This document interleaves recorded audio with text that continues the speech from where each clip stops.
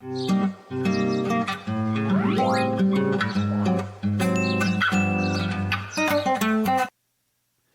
my friends, and welcome back to Axie Tuesday. Today, I'm very excited to dive deeper with 1437. My buddy Theeban, I know him from Dota 2. You probably know him as the first place winner of the last season of the Axie Arena. He just claimed his prize earlier today, and I think he's pretty excited.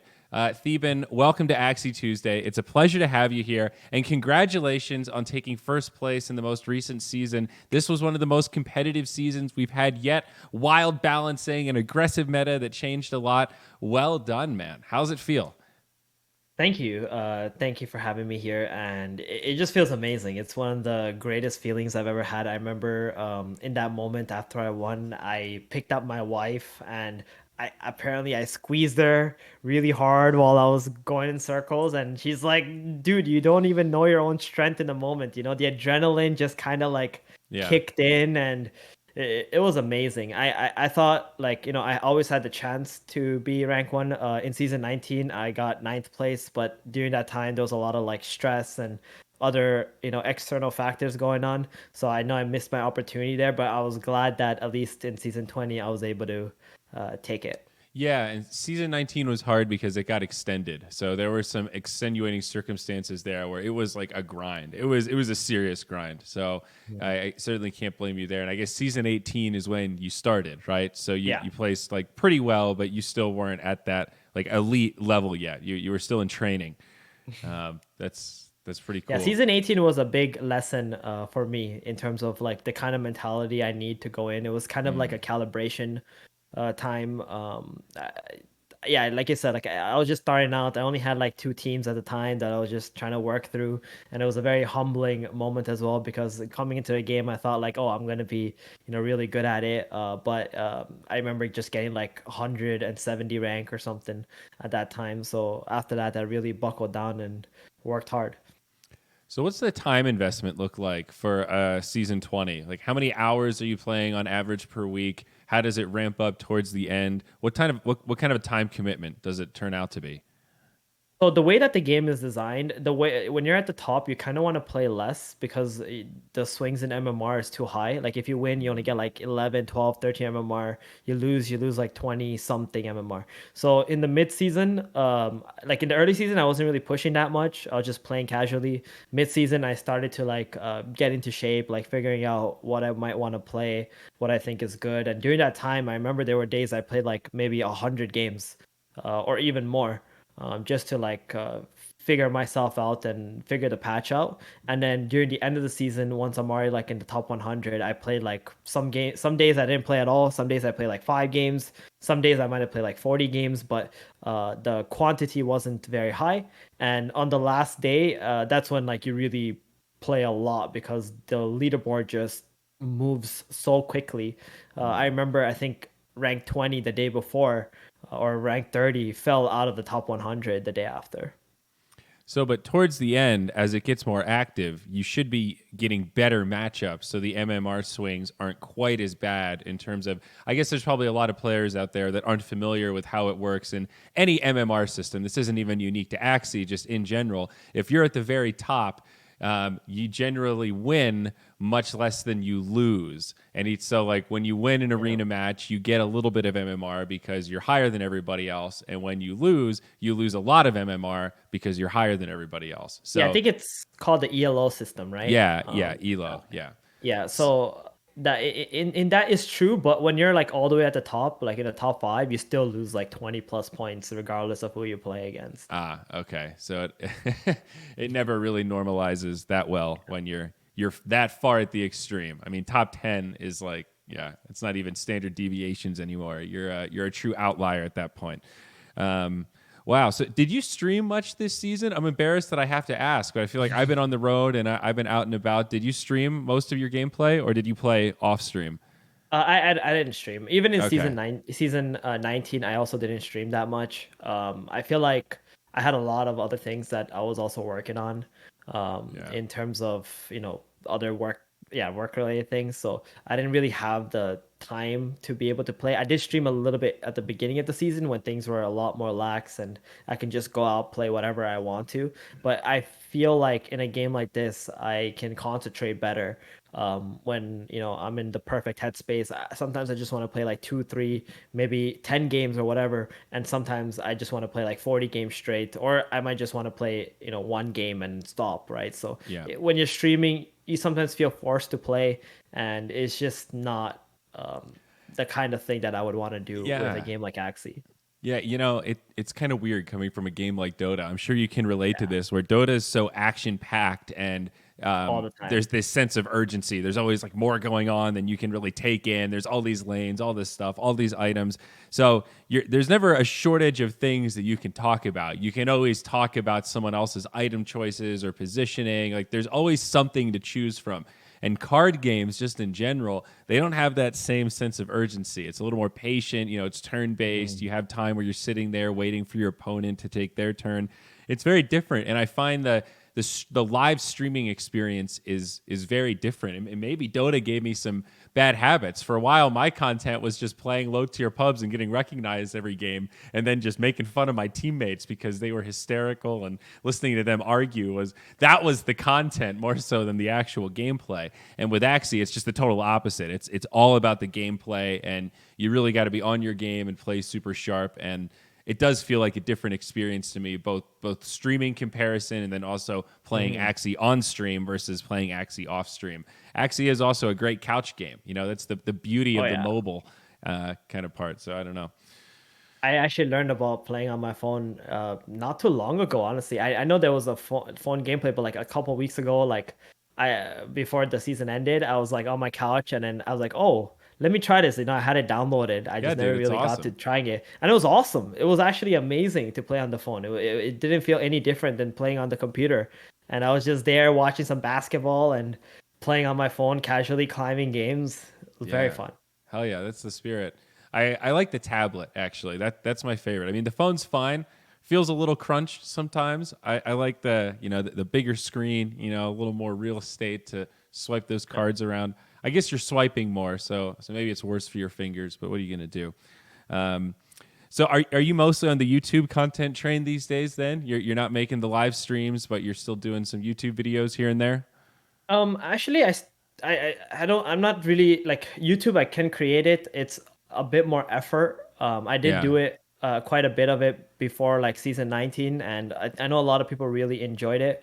But at the same time, again, like I said, it's a lot of effort, and you gotta get someone to edit it or edit it yourself. It takes lots of hours. So I tend to Yeah. prefer to do live streaming, and I'm also kind of getting into the whole like content creation Twitter verse kind of thing. Like coming from Dota, that doesn't really exist, right? Where like Yeah, right. people do that. But in this space, I learned that like there's a way to create content on Twitter, right? Like that people like, that they engage and get information out there as well. And sometimes it can be very, very effective. So I'm Yeah. kind of like getting into that space and learning more about it. And I feel like it's more suitable to what I do. But in terms of like YouTube creation, I wish like there was a time where someone's like, okay, listen, this is what we want, or you just create this with the knowledge, or they do like this Q&A thing and they just do all the other work, because I got this, but I don't like want to do the work sometimes in terms of Yeah. putting it out there. It's weird that Twitter feels like kind of more scalable in a way sometimes. And you Mm, look at people like JD Hyper, and it is hard to summarize good content in the shortest amount of tweets possible, but still you can make your point when it's a complex idea.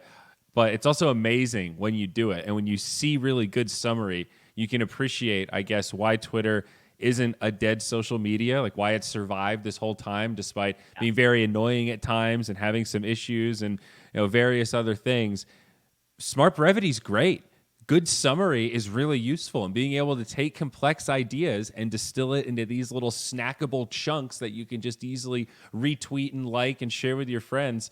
I don't know, man. I'm pretty bullish on Twitter threads these days. I think if you're yeah. like 25 tweets plus, like that you're like using the medium wrong. I think like it doesn't scale infinitely, but in that like, 3 to 10 tweet range for a Twitter thread, I think can be like really powerful and actually has capacity to change minds because it's so like designed to be viral if you get Yeah. it right. Exactly. And I remember in Dota, people did like twit longers, right? Yeah, And yeah, they weren't as effective as like these Twitter threads are, surprisingly, even if it's like a bunch of tweets being stacked. And you're completely right. Like it's so easy for people to digest, and they might just like come across it even if they like weren't planning to, right? Like any other content, they have to actively want to click it and go towards it to check it out. Where Twitter threads is like it just shows up on your feed and you're like, oh yeah, I agree with this. And then they start thinking like, oh, who is this person? Like these people, and then they go through your other stuff and they're like, oh wow, they're saying a lot of legit things. Plus reading can be faster than watching a video yeah. in a lot of situations too. So Yeah, it's pretty weird. cool. It goes all ways where reading feels slow when it's really long form. So Yeah. then videos feel more snackable compared to like a book. But then we've all had that experience where you go on YouTube and you find a video that seems interesting, and you look at the length and you're like 19 minutes. Yeah. Oh God, I don't know if it's that interesting, and then it would be awesome to be able to read 10 tweets and go, okay, I got it. Give me the summary of the summary. That's really where the world is going. I actually talked to some folks at YouTube not that long ago, and I think their new thing is the YouTube Shorts. It's all about this snappy content, kind of like the TikToks, but for YouTube. So I don't know, something else to think about. Are you TikToking these days? Because I still. Man. I've yet to really embrace the TikTok, dare I say. I know there's It's probably some of our social media people watching right now just like waving their fist, but I just can't. It's just not me, man. I barely do Instagram stories, let alone TikToks. I'm honestly not a social media person. Like the fact that the only reason why I am on social media is because of my brand and like that Right. as a pro player, I kind of just have to be there, right? I see. But personally, I don't like social media. I like playing games. I like having great ideas, developing, creating cool things, solving problems, all that stuff. But social media for me just feels like it's something that just drags me down, but it's just inevitable because of the position that I'm in. Okay. All right. Fair enough. Well, let's revert gears then, because I did see you streaming for the Origin launch. That was cool. I think it's cool. Like, we need more people doing stuff like that. Yeah. I think in a lot of cases we've gotten slapped on the wrist for restreaming or stealing content. But in the case of game reveals in our world, it's like we just want as much reach as possible. If you have Yeah. audience members that wouldn't have tuned into this otherwise, then yeah, bring them aboard, man. Let's show off Origin. The more, the merrier. Yeah, it's sort of a more open kind of medium, I think, when you're like Mhm. announcing something and the goal is just get it out there. It was a really Exactly. fun stream. I think we peaked over 30,000 viewers at one Damn. point. Super excited. I think that is a record for Axie. I'm pretty sure. The Creator Cup that we did had about that many viewers on Facebook for the Filipino stream, but the English stream didn't break nearly that many. The first dev chat we did, I think, had 20 or 25,000. So pretty cool. A 2 hour reveal of Origin, showed off a bunch of different classes and types of Axies, a couple of combinations that were pretty strong. I'm really curious to get your initial reactions. I was on the stream, so I couldn't watch your reaction stream to it live, but I would have. Trust me, I would have been there, bud. Yeah, I mean, to answer first, I think you're completely. This is all about like I don't like restreaming. I hate that. But in this situation, like there's no other way for me to showcase and talk with the Yeah. viewers who want to watch at like let's say the level that I'm talking at about the game and like want to be able to also ask questions from me. And it It's like was a all watch about the party event. reach. Yeah, it's like an Exactly. It was inherent a watch watch party. party. That's Yeah. exactly what I called it, like a watch party, where you're just like, and you guys are the show, essentially with it. So, and my reaction to it was like, I just wanted to know what the game was like, what the rules that were like. But like when I saw the animations, when I saw the UI, especially, like as soon as it was open, I was like, wow, this looks amazing. Like it was very user friendly. I loved how all the art was like in comparison to V2. The background looked amazing. Now, in terms of gameplay, I learned a lot about, the rules of the game, how there's 3 energy per turn, 5 cards drawn per turn. Then there's the dead Axie's revenge cards. Hmm. That was another one that we didn't know about, which was great. Then I also noticed how much easier it is to learn the game. Like Yeah. in one game, it's like you already know almost everything, right? There's a graveyard pile you can look at. There's a cards in your deck pile you can look at. Every turn you have your set of cards, and those cards go away. Your energy goes away, so you essentially play whatever you really have. The skill aspect comes from like the ordering of the cards that you play, and also making sure that you don't run into like let's say some secrets or some shield when you shouldn't be. And apart from that, I just felt like the game was very easy, very simple Hmm. to get, which I feel like it's great for mass adoption. Yeah, I mean that's kind of the goal. I think you're absolutely right. It does have a different flow that I think feels faster. And as we mentioned on the stream, we were playing a little bit slower than usual so that people could try to Hmm. digest it, knowing that the audience is seeing it for the first time. I instructed our players like, "Hey, yeah, take your time. Let's ease into it. Give me some time to look at the cards and read them, and we're all kind of learning together here." So it certainly can go much faster, and you can get into that blood moon a little bit more quickly. And I think we got to see a pretty nice diversity of Axies. We got to see some bugs, some birds, the power of the aquas. I think that was the one that stood out to me, Ooh, even in our internal testing. The yeah, they're synergy strong. is so good and it's so obvious. And that what is it? The heart of the ocean, the Yeah, rune that gives you 75 HP to your whole team, and you can put it on all of your aquas if you're using 3 aquas. No yeah. diminishing returns. Their Dude, zero cost are so good too. Like get dude, yeah. energy, draw cards, Yeah, like exactly. The Nemos, you're just pulling stuff out of your deck. insane. You shouldn't really be able to just one tap Hmm. people on your first turn or your second turn. I think that gets a little brutal, but there's probably some decks where it should be possible. Um, I so want yeah. I think there should be at some point like a blitz mode for the thing where like every turn is like 15 seconds max.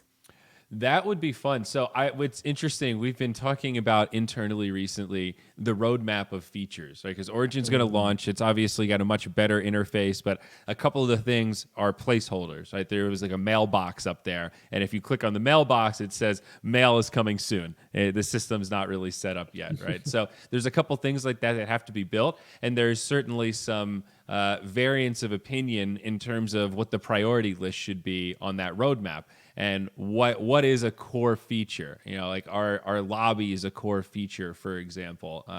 And one of the things that I was pointing out is that even if you're only choosing like the delay or something, or it's a meeting point for people to sync up, and you have a little chat box and you can put a little password, a basic Warcraft 3 style lobby.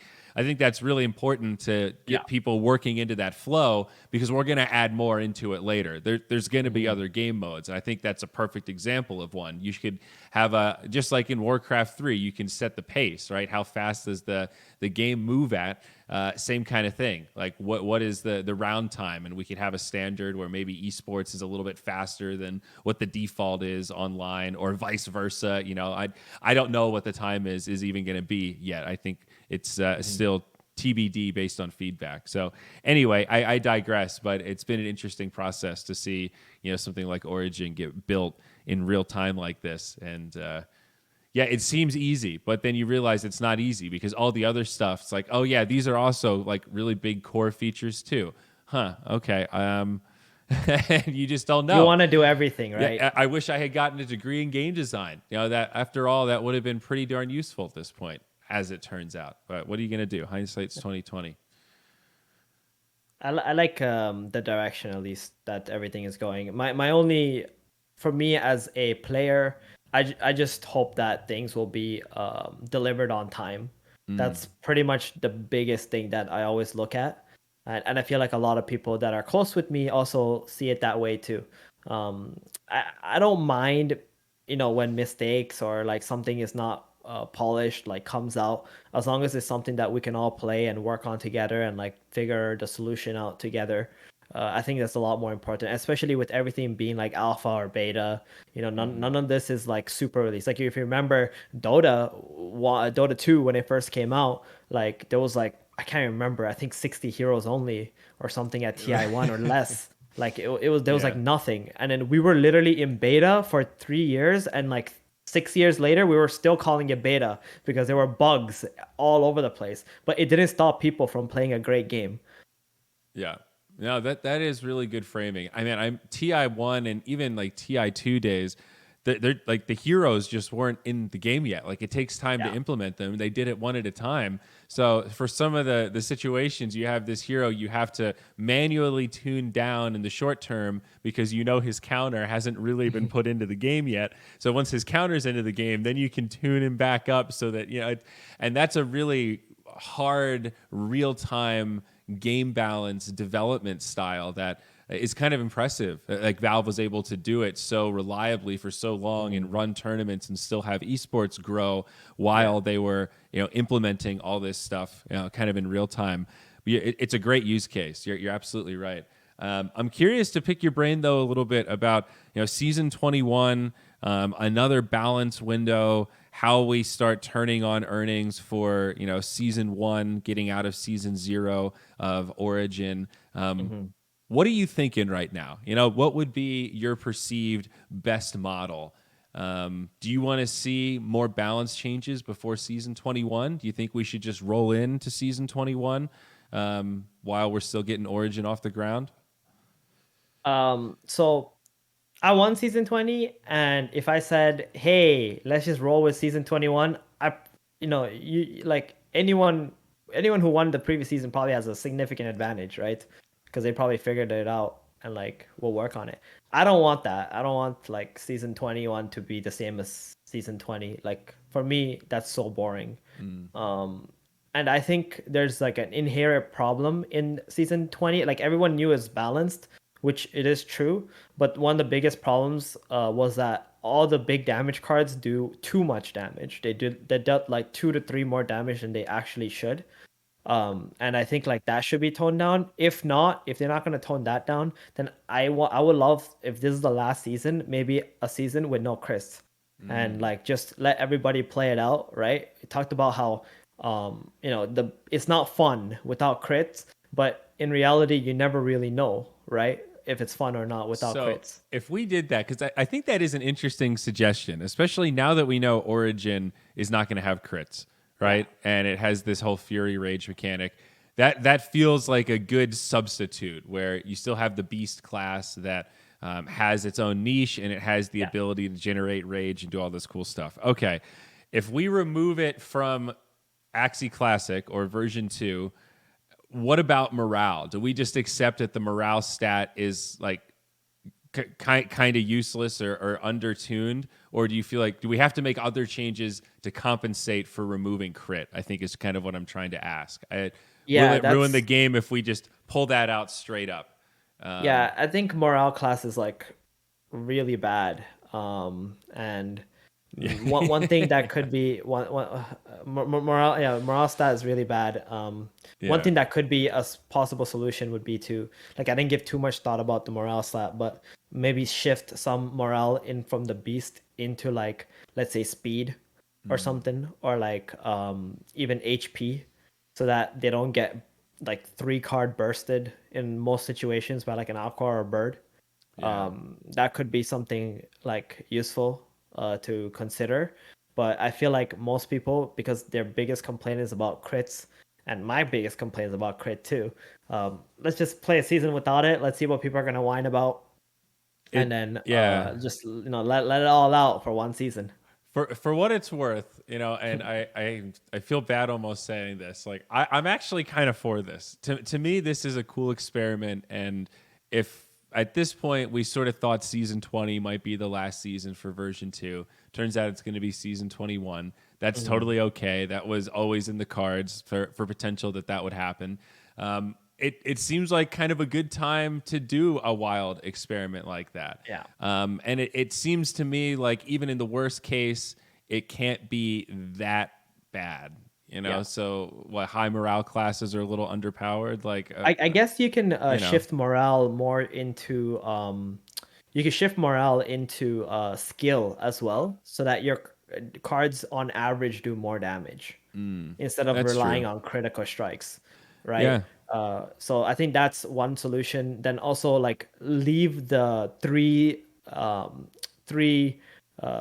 what is it called? The last stand bars for bugs and beast and whatnot, Hmm. according to like what morale point they need to be at, and just shift the rest into like skill or something of that sort, or HP Yeah. or I speed. mean, I think it would be interesting. It might be a tough sell. I don't know how challenging that is on an engineering side. It can't be that hard. You just But get your intern to do it. it seems like it could be possible, especially if we're talking about a whole season.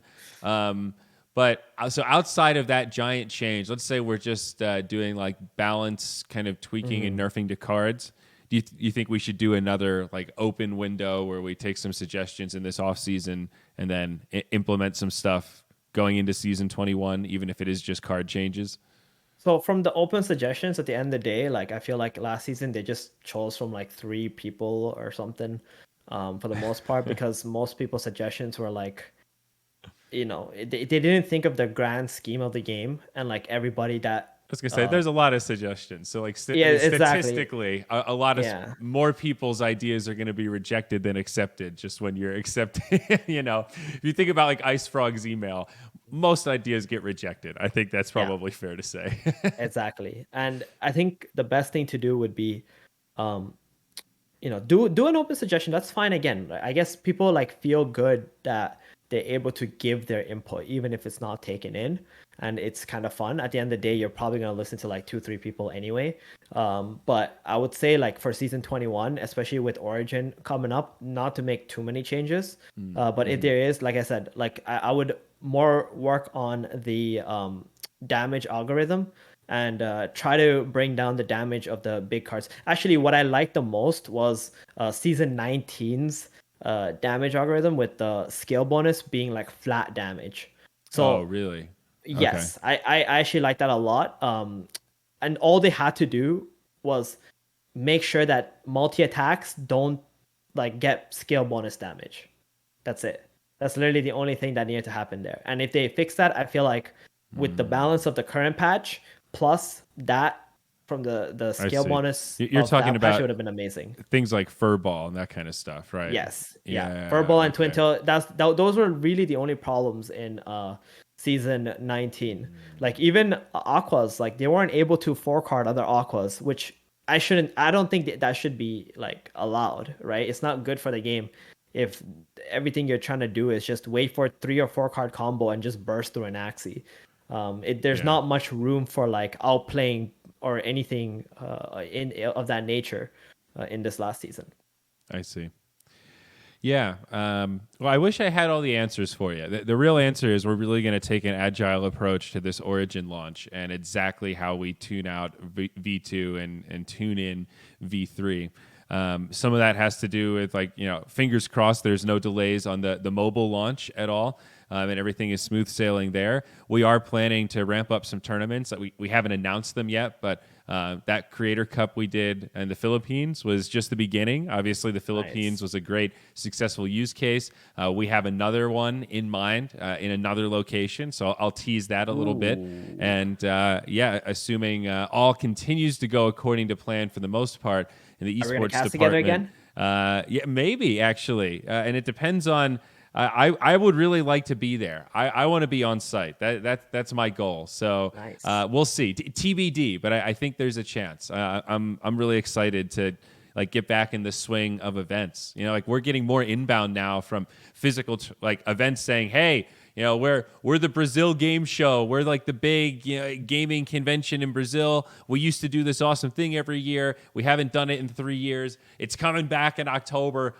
Let's do something. Like that's really cool to have in the inbox that we can actually start thinking about in-person events again. And with Origin's full launch like this year, like when we think about quarters, we can really start thinking about ramping up some fun esports stuff. So yeah, it's cool, dude. I've been doing a lot of business development recently, talking to traditional organizations in like Web Ooh. 2 gaming that are getting more and more interested in Axie and Web3 gaming, NFTs, and how esports can intersect with some of that. I'm really Yeah, excited. It's a really they cool time, gotta dude. they gotta stop being afraid. They gotta just like they're trying to dip their toes first and come in. You just gotta cannonball right in there, and I think it's gonna be very um not even profitable, but it's a big move to be the first one coming in because it's Yeah. so natural. Like everyone at some point is gonna come in, right? Like you want to be the guy, you want to be the leader, right? Who wants to move in? And I'll say this, Andrew, like if anyone's scared or they're thinking about it, they should just hit me up because I've come from that. I made that leap Yeah. into Web3, and like I never really look back, even with all the stuff that's happening around the space, because I know like at the end of the day, I'm heading the right direction. Yeah, well, that's the thing, though. You have the knowledge to actually do the deep dive, and like, you know how to make money on breeding, even if you weren't really playing the game, right? Like you're a very sharp, analytical guy. You don't have to ask me the question, "Hey, how do I start which are the good Axies to start a scholarship with?" And I did a consult with a team, and they're totally sold on the value prop. They're like, "Okay, I've got my MetaMask, I've got my Ronin. Now, like, how do I know what's good?" It's like, I can't really tell you that. That's a whole, you need to find somebody that can kind of help you do that. And I really think, I strongly believe as more of these orgs come in, people like yourself, people that are running Axie guilds right now, like more of them are going to start to embrace these adaptive guild models where they start either morphing into esports teams or training grounds for, transferable like global Web3 skills. I think, like the scholarship that, Bill from Beat Esports that we work on together, the Soraya scholarship, like we're talking about trying to train people to be tournament admins. Like that's a great thing for scholars to do where it's remote. There's tournaments on every time zone, so you can use a global team of people. It's sort of a tedious job, but you do need people that are attentive, and you need admins. If you think about AxieCon global qualifiers and 20,000 people playing in open qualifiers over a couple weeks.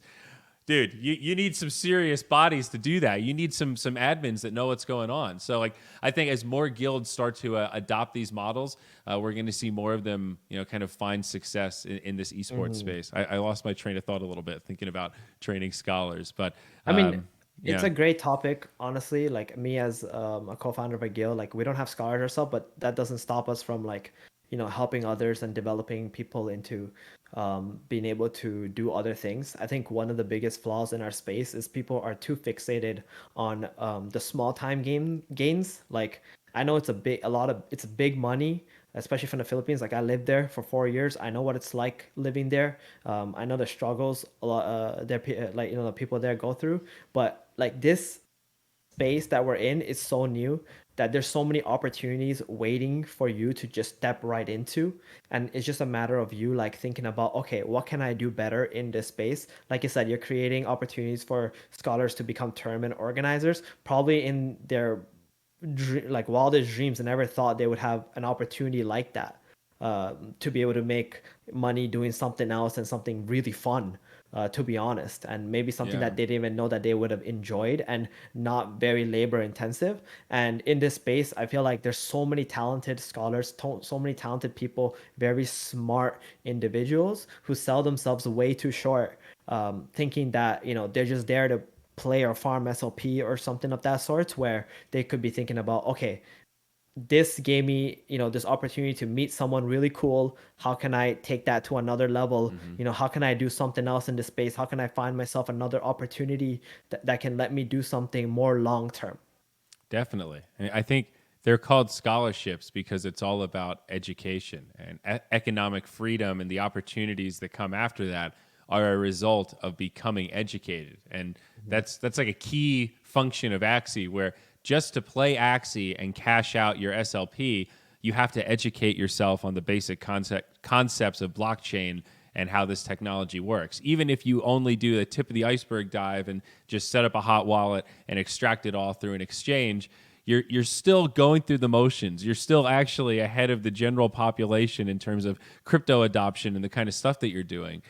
So I think that's the kind of energy that I want to harness, and that's why I really like what you guys are doing at Meditate, and rallying behind that, the guide that Elijah created, and being an esports team, which, as you and I both know, it's a challenging but a very real business model. You can build a business model outside of the scholarship that is an esports team and then still have some parts of that traditional kind of air quote, scholarship model, where people are excited to play just because of profit sharing and access to assets that you're willing to provide alongside with your coaching and your expertise. Like, you are the consultant, dude. People like you and anyone else running a guild in the Axie space right now, you have amazing, valuable, special knowledge that these traditional organizations are very rapidly realizing they need to pay for if they want to enter this space. That the best path is to hire somebody that can lead their breeding efforts, or to absorb or work with an existing guild that knows what's going on, knows the ropes, and could really benefit from working with an existing Goliath that has huge brand power and big influencers and all this stuff. Like, the time is coming. I've heard in Twitter Spaces some guild folks say, or guild managers say, like, I don't know where we fit into the ecosystem, and I wish I could just give them a hug and be like, you're gonna see really soon. Like, give it another 6 months, and where you fit in is gonna be so abundantly apparent. Just hang in there. Like, I really believe that, and I hope that comes true. I hope I'm not just stacking futures and selling people on like false positivity. But from all the meetings I'm having and all the interest that I'm hearing, it seems like there's a lot of people lurking and kind of looking over the fence, and they're just waiting for more people to jump over the fence before they jump over also. And a lot of them know that there's a lot they don't know, and y'all know the stuff that they don't know. So you see where it's going. Yeah, you make a great point, and this comes to something that happened to me like earlier in my life, and I realized that a lot of people who build out of passion, who build because it's what they want to do, they get rewarded like when you least expect it. These guilds who are building right now but aren't thinking about just like monetary things, like people who think just about monetary things, they're not going to make it. That's what I've always learned. I remember when I first started playing Dota, I never thought that I was going to make a living off of it, right? It was just something for me to get away from real life and just be able to play. I love the game. I played it when I was just a teenager, and then like out of nowhere, like I was one of the better players in the game, and I got an opportunity to play at TI1. It just sort of happened like that. Like, as long as you know what you're doing, not you know what you're doing, as long as you're good at what you're doing and you're just doing it out of passion, like eventually like your opportunity, your timing will come. And that's how I feel about these guilds too, right? Like you said, like these web 2 organizations, like they're gonna come in, they're gonna need to buy people. Like it's impossible to come in and learn what all these guys already know in like an efficient time frame yourself. Which and that means you're actually losing money because you don't want to pay. You're actually losing a lot of money because you don't want to pay. So it's going to be very efficient. A lot of people are going to be rewarded, especially the hardcore builders who are just out there doing it because they believe in the technology, they believe in what it's capable of doing in the future, and also they just enjoy it. Yeah, that's what I've been telling some of the people that have been on the grind for this esports grant. Like, I think this is the last Axie esports grant that will have this sort of one size fits all template where there's all these 150 AXS tournaments and it's all online. And some of them are kind of too big for that, and some of them are too small for that. So there's this wide disparity. I think in the future we're going to be able to escalate towards having like one major, maybe a couple of minors, since we can do in-person events again, like large online events, and then small, regional, local, kind of scholarship. Hey, I want to run a tournament in this niche region thing. Like, I think that full spectrum is important. You want to have this built-in kind of tier 3 scene so people have a chance to build up locally. And if they do really excel, there's like a path all the way up towards the top. I would love to see that built into some sort of a circuit where there's circuit points. And then at the end of the year, before the AxieCon Open qualifiers, the circuit points like place you at different spots in the qualifier. So maybe the top 5 or top 3 advance right to the AxieCon finals. Maybe the middle pack go to like the group stage. Some get placed further in the opens. So you have a circuit that's run mostly by third-party events. They carry some weight. They have some AXS and some cool prizes. But then it all builds up towards your AxieCon World Finals that become this this yearly event. Like I think Wow. that's my dream vision that I want to work up to. Lots of alpha there, That's because like you're the head of that department. yeah, I mean, I don't know that that's even like a crazy reveal. Like, I think that's just a pretty straightforward system, like let's just ramp this thing up and have a circuit that, we always said we want to have opportunities for third parties and we want to have the backbone of like a first party system that ties it all together and, makes the circuit worth it because you're working towards, the prestige of being the road to be the world champion. So, and I think that's what's so cool about AxieCon, like as a potential concept, it can be an esports event and it can also be like a normal game convention with, meetups and developer panels and all sorts of other really cool, like, fair, like, celebration, like let's hang out and just enjoy Axie. I think that just sounds like a match made in heaven to me. So anyway, I digress. I think that the esports system is going to ramp up quite a bit. So the folks that are putting in the grind now and getting into practice, like we're watching, like that is Stu's job, is to watch everything, take notes, collect data. And then when the time comes, we're going to know the people that we're going to include. It's the folks that are doing it for exactly what you just said, because they love it. They understand they have to practice and they're enjoying the act of practicing. Like that's a bullish sign for me right there. Because that's how I was. I always used to say with podcasting that even if I wasn't getting paid, I'd be doing it for fun. And if I had $1 million in the bank account, then I'd just be podcasting more because I wouldn't have to be worrying about working and making money. So if that's your mentality, then like, yeah, there's a good chance you're going to make it to some degree because you have so many tries, you're so much perseverance built in there.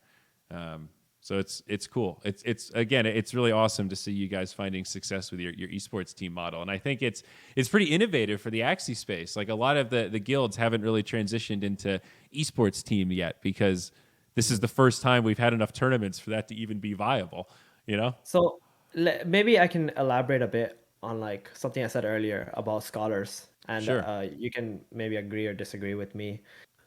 So I had this idea that there's just too many scholars, not in the sense that like there's too many scholars like themselves. I think that there's too many people, looking to make scholars because, they want to extract, they want to make money off them or something like that. And the way I see it is like, let's say there's a village and there's the first ever apple farmer. And the apple farmer comes to the village, he sells an apple, and everyone's like, damn, this apple tastes amazing, right? And then the apple farmer explains how he made the apples, and everyone's like, oh, wow, that's so easy. Let me do that too, right? And then now everybody in the village wants to be an apple farmer. And all of a sudden, like a year passes by, everyone's an apple farmer.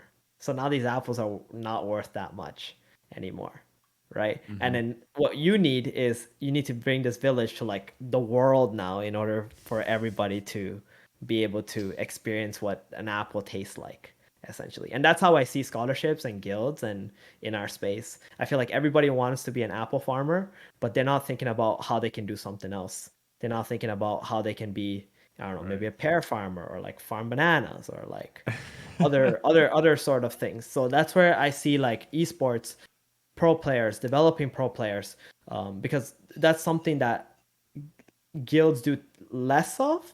But I feel like it could be very rewarding by putting more effort into that.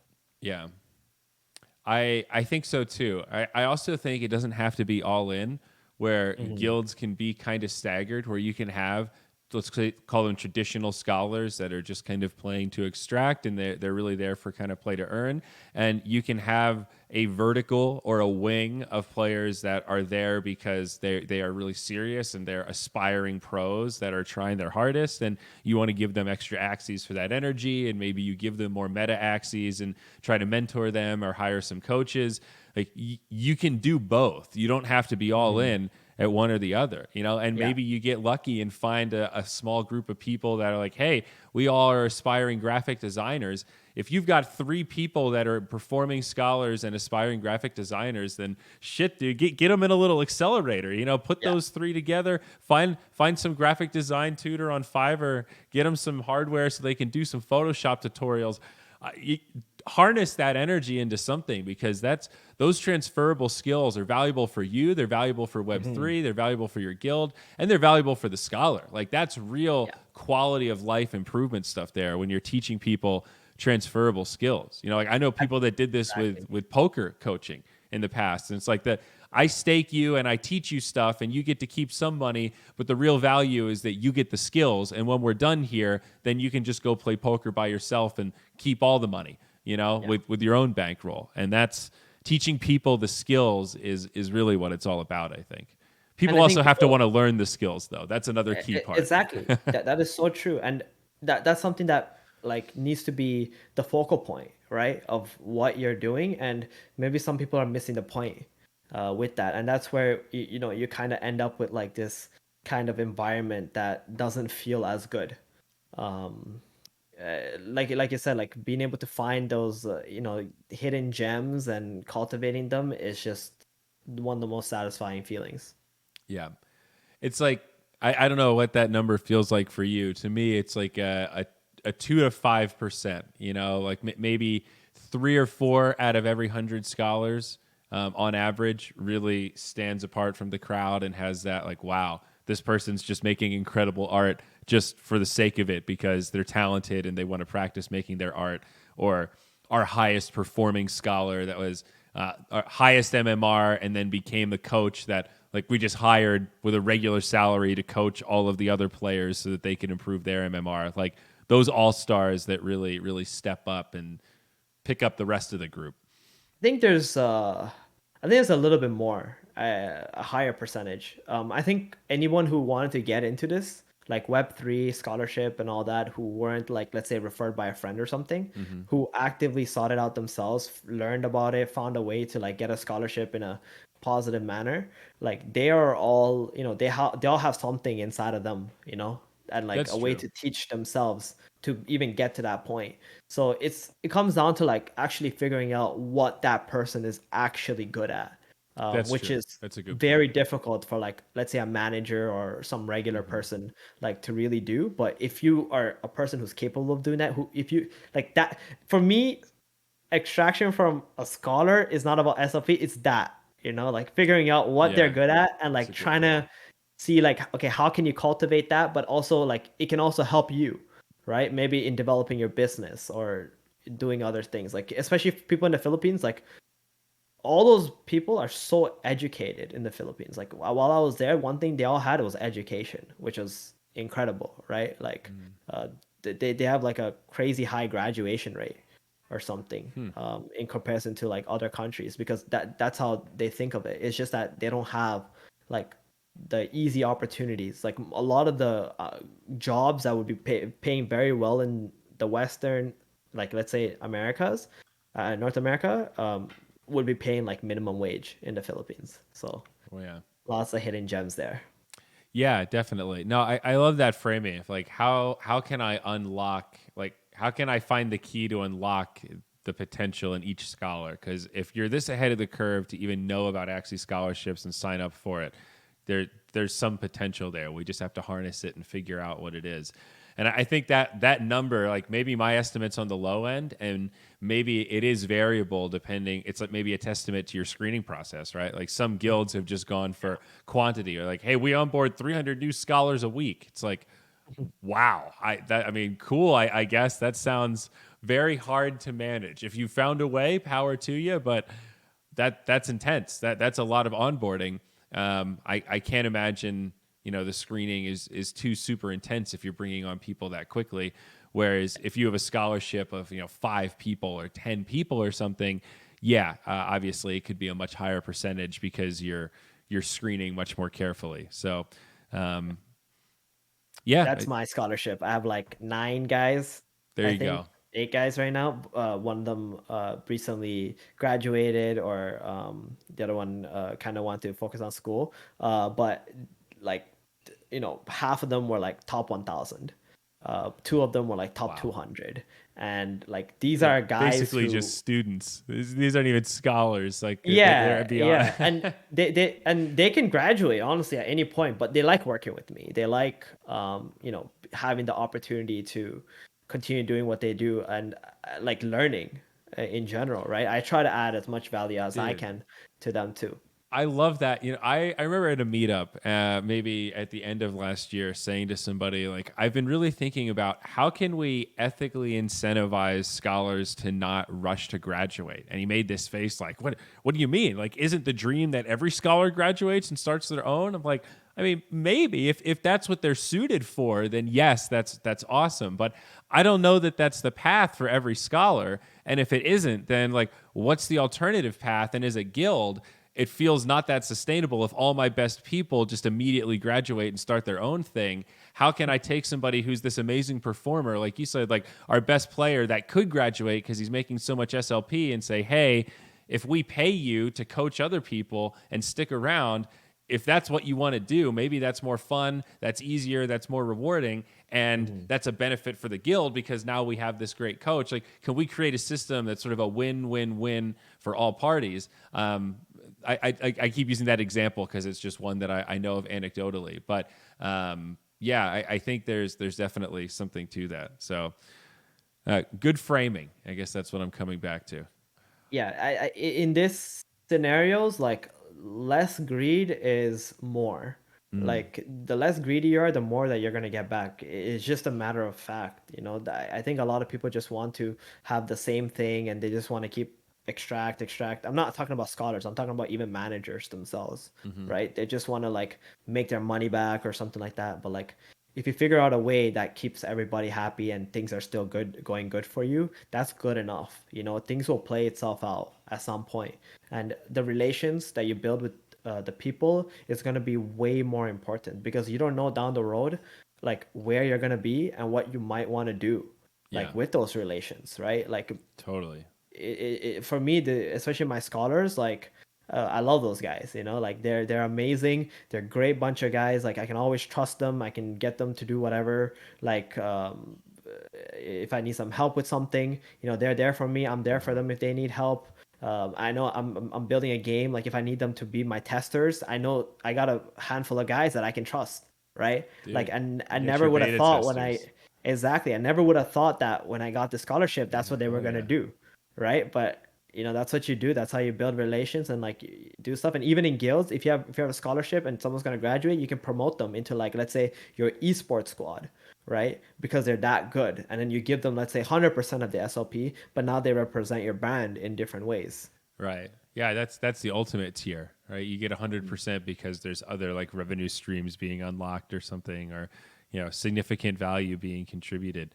That's pretty cool. I see guilds as this broader vehicle now that I like. How do we build systems where if we provide value for scholars, then they have tools to provide value back to both the guild and to the ecosystem. Like I'm seeing this flow chart where you can create a system that creates something that's greater than the sum of its parts in terms of the value created, where like if you can teach people stuff, they can make money. It's a big win for your guild. It could be a revenue stream for your guild, and like Web3 has a bigger demand for people than there are people to fill the demand, right? Like there's more projects with really cool ideas and really awesome ambitions than there are people to build these projects. And Exactly. yes, we need programmers, but we need designers, we need graphics people, we need video editors, we're gonna need 3D modelers. Like if we're gonna spend all this time in the metaverse, we got Yeah. a lot of shit to design, dude. So there's just a lot of there's just a demand for human skills, human labor, stuff that that creativity that computers can't really do the same way that we can.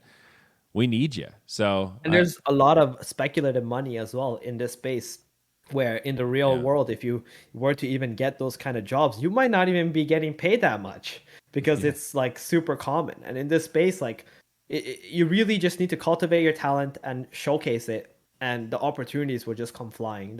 I'm a firm believer of that.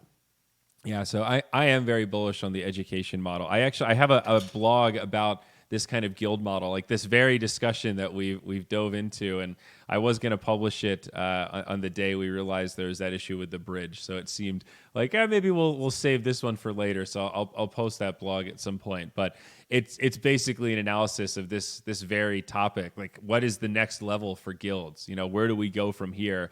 I mean, I think even from the beginning, right, the end all be all wasn't for all of us to just be sitting alone in our rooms playing Axie all day. That works for some of us. If you're like on a pro level player, maybe that does work. If you're a streamer, if you're spamming rice, that kind of is the model. But for a lot of us, that really isn't the model. I don't play Axie 40 hours a week. So what do I do? We're not all big brain esports competitors, and that's okay. So how can we harness some of that energy?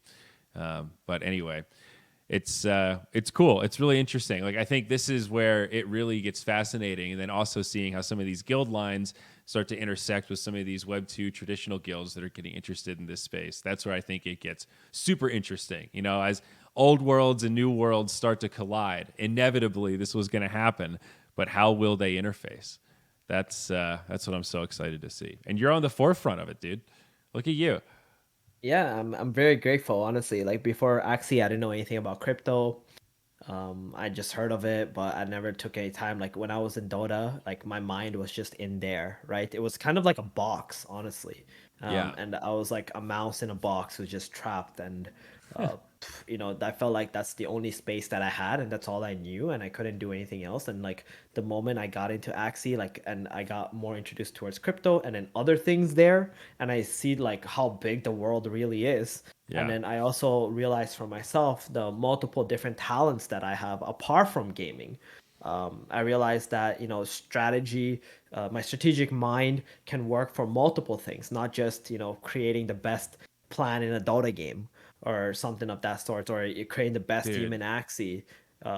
So that, and now I'm It makes me utilizing that so for so many happy different things. to hear that. Like, seriously, there's so many pro Dota players that I've seen where they're so amazingly elite at Dota, and then I Hmm. spend time with them in real life, and some of the most basic stuff they have completely out of order. Like Dota, it's like a mental black box where it's such a consuming game, and that's what makes it so good and fun and amazing. But it's also it warps you a little bit, Yeah. And I know a lot of guys that won decent prize money and had a lot of money sitting in the bank, and it's like, you don't have any investments? No. You don't have a financial advisor? No. Why not? I don't know. Are you That's gonna me. get one? No. Just like what? I just want to like shake them into reality. It's like, meanwhile they're like top 10 on the EU leaderboard, and it's like, how is this, dude? You're Yeah, making but at like the same time, 0.01% right now. I'll tell you one thing: the top 10 players, some of the players on the leaderboard are probably broke as hell too. Yeah. Because like it's just how how it works. Actually, after the season ended, I played some Dota, and I was playing some Dota like a few games, and then I realized like while I'm playing, I'm like, holy shit, where did my time go?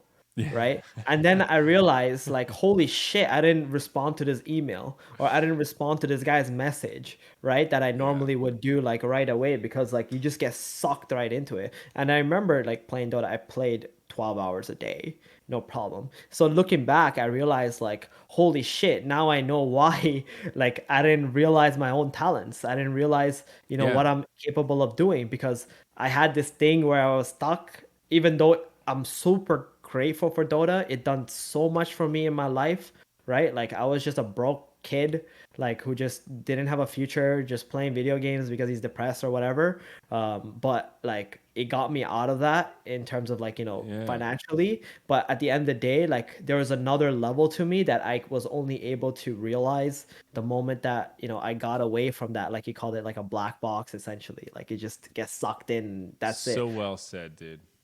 That's I feel so similar. Like, I'm so grateful for Dota.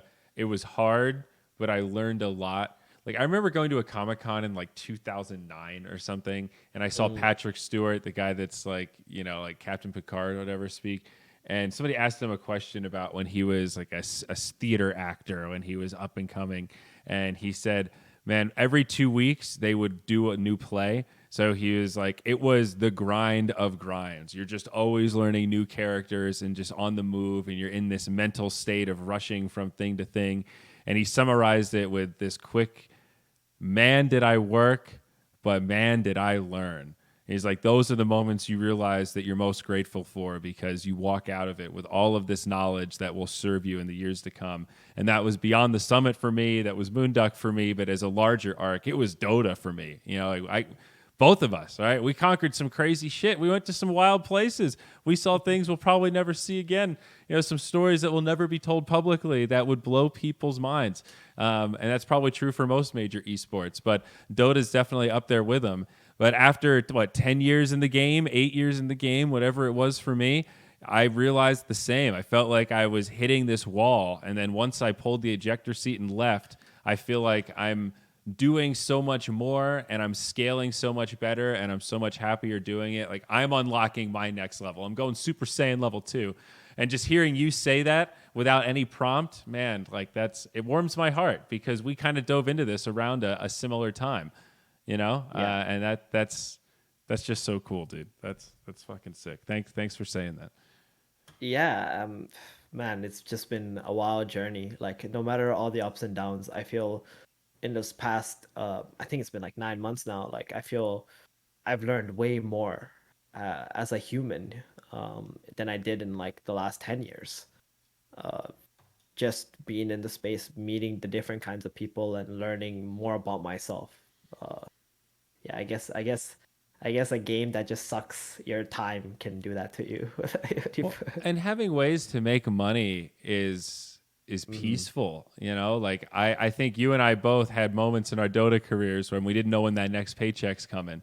And that takes away so much of your ability to focus on the things that Yeah. are really important, like family and relationships and gameplay and being a better person and developing and learning when you're just stressing about, am I going to pay rent this month? Like some of those years in esports, I was like barely above the poverty line, and you're like living in this mansion, like what are you renting a room from your boss. It's so weird. You find yourself in these really strange situations and you're constantly asking yourself, is it worth it?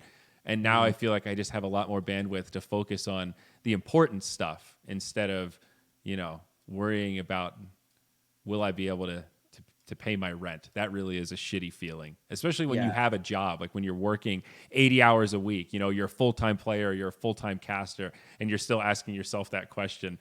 That's so frustrating. It's such a weird equation because you're working at an unsustainable rate, but not making enough to sustain either. I Mm. can't even imagine what that's like as a player where it's even more performative. That's, another level of Yeah. pressure. It was quite extractive, and for me the final nail in the coffin, or like whatever that really made me feel like I wanted to go out, was when TI for that last TI, I didn't get invited to be one of the casters or analyst or anything of that Mm-hmm. nature, because although like during that year I actually had the most amount of games casted, most amount of hours put in, Yep. and it was absurd to me because like my knowledge of Dota was like, second to none, almost. Like there's like a handful of people who can speak about the game at the same level that I can. And it just, It for feels me, personal at that point, right? Because you're like, I've yeah. done so much. There's no way they haven't heard of me. I know they know who I am, and I know that they know I've done a whole bunch of stuff. So it must be because they don't like me. It's hard to go to any other conclusion, right? Yeah, I just felt like I was unappreciated Yeah, at that exactly, point. exactly. And when you're not valued anymore, like when you feel like you're not being valued, then it's time to leave, right? And that's how I felt. And for me, like, I have some money or whatever saved up my account. I can like make some decisions, and I still love Dota, right? But it felt like I was done wrong at that point. And like, if you're, let's say you're in a relationship and someone doesn't value you, like you don't stay in that relationship. You don't like Yeah, continue on with it and like continue to be like abused in some sense or whatever. Like some people do, and that's fine, right? And not everybody is gonna wake up on the same day that you're gonna wake up. Or like yeah, maybe they don't even feel like it is, but like, or they don't feel like it's something that's wrong happening until someone else shows them, for example. But at that situation, when I like changed my scene, when I want to do something completely different, and I just like took a leap of faith, just try something out for the fun of it. Honestly, it was just for fun. Like I just wanted to try and see what it was like, and all of a sudden, I realized there's a world out there where you don't have to rely on somebody else. You don't have to rely on someone else to provide, like you said, like provide that work for you or something that can, put food on the table. Like you can take matters into your own hands. You can like do something. And you know who else is like this too is actually Brax. Brax has been trying to like make shit work with Dota for so long. Brax got into Yeah. this scene recently and he's been killing it. Yeah. Like he's done better than I have I'm in not. other ways. And I'm just so impressed and I'm so happy for him. He's one of the greatest guys like I've ever Yeah. met in my life. And he's been on the grind forever. Totally. Like in some ways, I totally believe that nobody owes anyone anything. And like I always try to check my entitlement of like I deserve this, I'm entitled to this invite. It's like at the end of the day, it's Valve's tournament and it's totally within their right to not invite me. Even just there was no deal that if you cast 5 of the big tournaments, then you get invited. I just assumed that because it feels fair, but at the end of the day, fair is whatever they decide.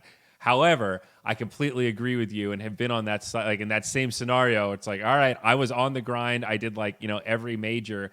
Why am I not included this year?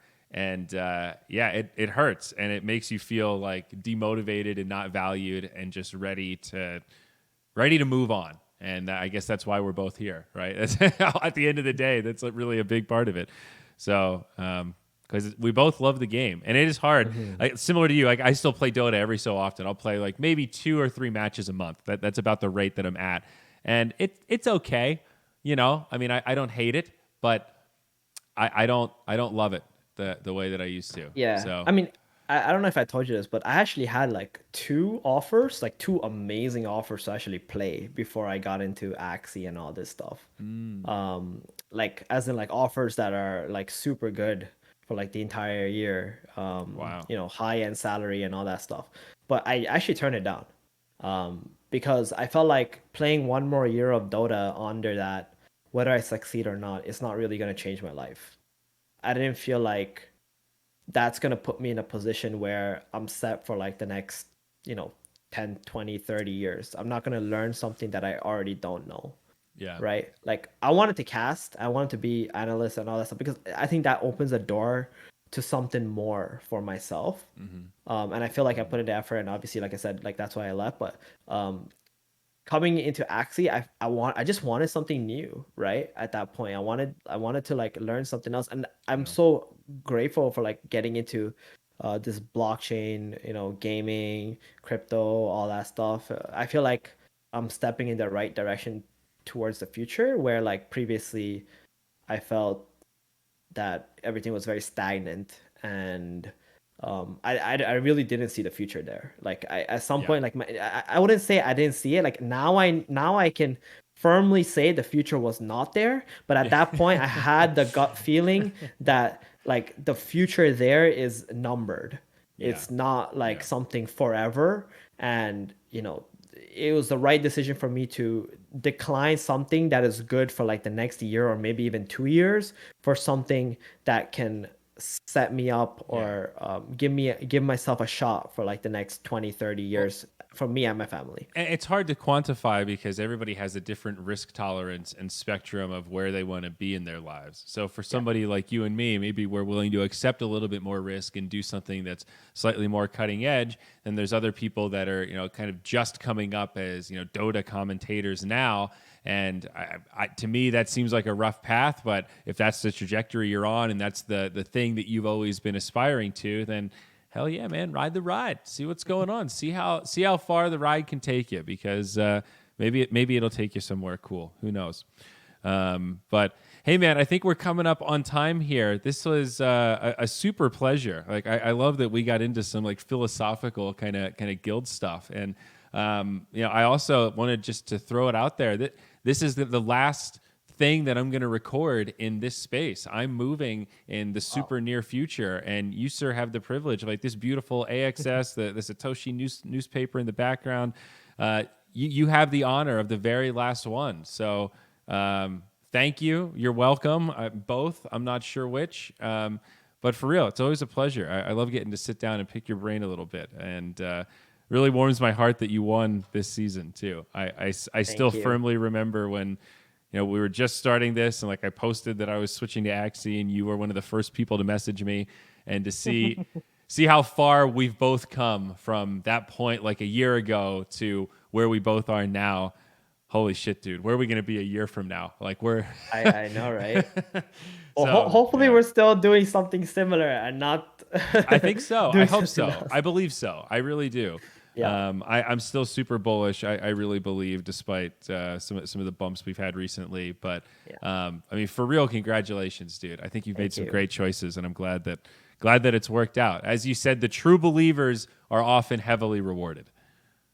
At Thank you least so much. I Really hope appreciate that's it. true. I hope the true believers are heavily rewarded.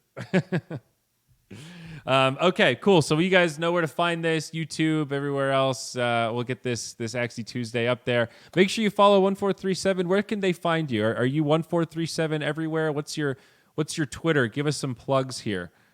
My Follow Twitter Meditate as is well, the team. 1437_MT8 on Twitter. You can follow me there. My Facebook is 1437.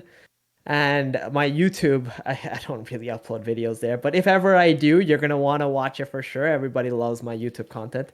It's Professor Pogi.